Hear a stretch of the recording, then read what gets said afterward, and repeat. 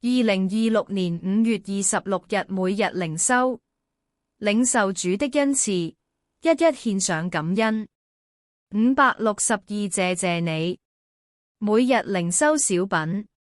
經文，感謝神，因他有說不盡的恩賜。哥林多後書9章15節。小故事，在一間賣鮮花的店子裏，女主人養了兩隻鸚鵡，一隻叫芝芝，一隻叫祖祖。芝芝和祖祖都很愛說話，顧客們很喜歡這兩隻鳥，常常在買花的時候帶些餅乾為它們。芝芝所得的餅乾往往比祖祖所得的多，為什麼呢？原來芝芝每次得到東西，必連聲說謝謝你，謝謝你。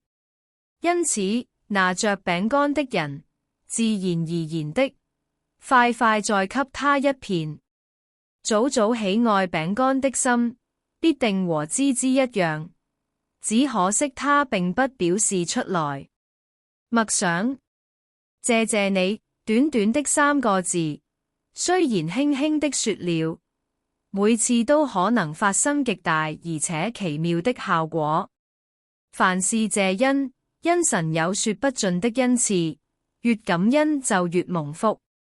禱告，親愛的天父上帝，求你給我們一個感恩的心，我們要數算你每天給我們大大小小的恩典，一切的好處，也都要一一的向你感謝。因為我們越感恩就越蒙福，生命也越有喜樂。主啊，你有說不盡的恩賜，我們要竭力追求，使我們能夠侍奉你和服侍人，成為有福的人。感恩禱告是奉主耶穌基督的名，阿門。